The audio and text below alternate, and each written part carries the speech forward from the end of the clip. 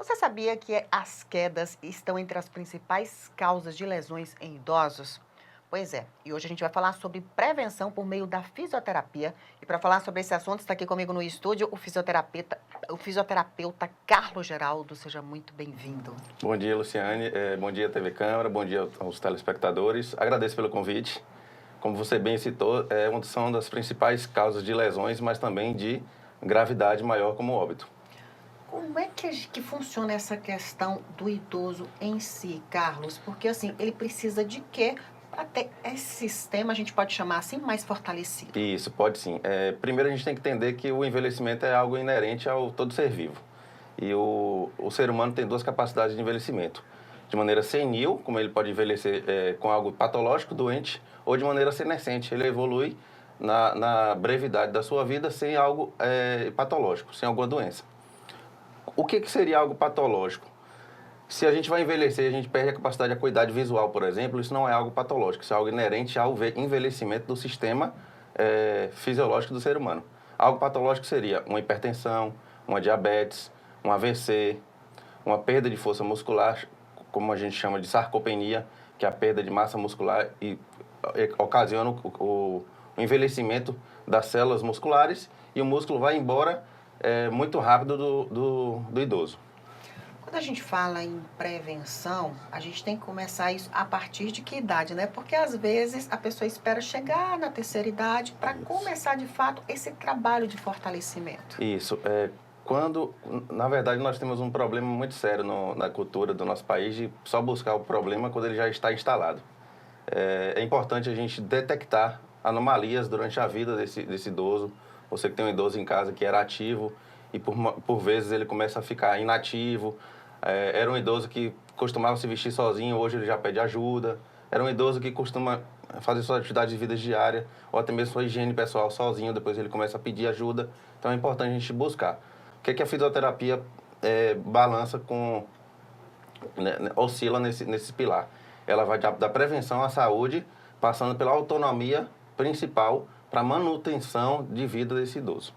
Então, a fisioterapia por si só, ela já ajuda nessa questão da prevenção. Como é que é esse dia a dia do idoso fazendo a fisioterapia? Só para a gente entender. Pronto. São exercícios de fortalecimento? O que é feito? Isso. Primeiro, o que devemos fazer? Uma avaliação completa desse idoso. Se ele já tem algo patológico, se ele está envelhecendo de maneira doente ou de maneira saudável. Porque existem idosos que não têm doenças, por exemplo, não tem diabetes, não tem hipertensão, nunca teve um AVC, nunca teve uma queda, mas que ele sente a capacidade que precisa melhorar algo, principalmente no sistema locomotor, que é a parte muscular, a parte óssea. Então, a gente vai avaliar o idoso de maneira completa, força muscular, equilíbrio, propriocepção, acuidades dele, visual, auditiva, se ele está bem capacitado para elaborar os exercícios.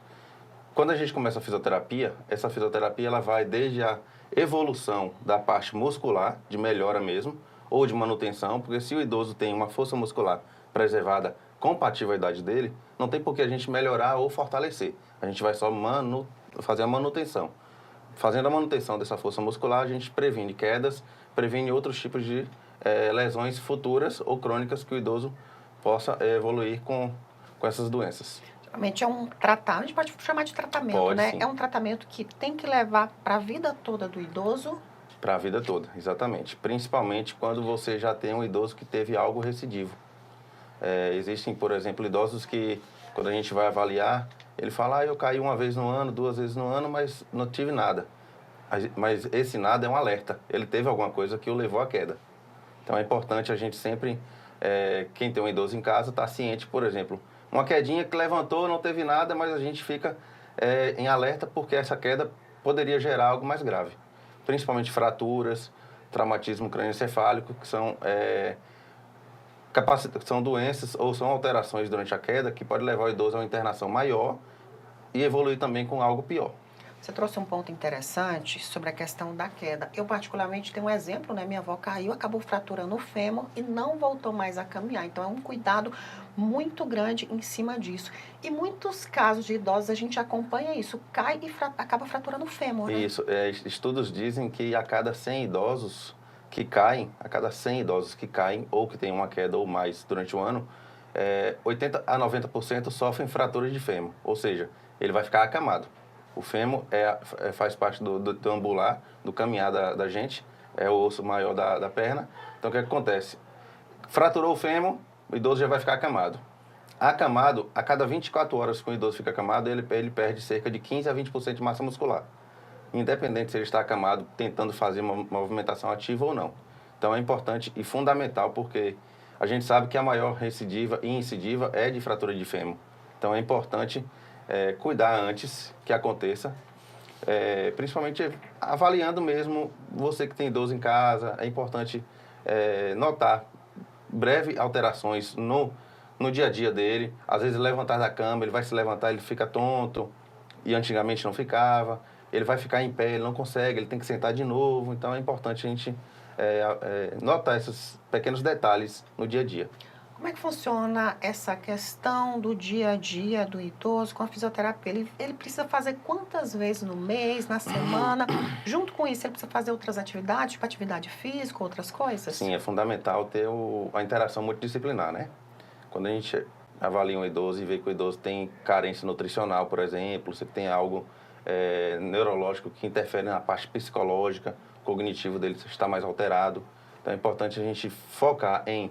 Se a família... A gente tem um problema muito sério que tem pessoas ou famílias que não têm a capacidade financeira de reunir todas as profissões para tratar daquele idoso.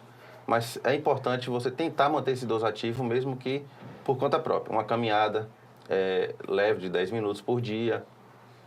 Um teste muito simples que você pode fazer com o seu idoso em casa é sentar e levantar da cadeira durante 10 a 20 vezes, você apoiando ele, para manutenção de força muscular, principalmente em membros inferiores. No dia a dia de fisioterapia, como é que a gente vai definir quantas sessões ou quantas condutas nós iremos fazer nesse profissional? Vai depender da nossa avaliação. É um profissional que requer mais ajustes biomecânicos, que requer um ganho de força muscular, então a gente vai definir, podendo ser 7 dias por semana ou uma vez por semana.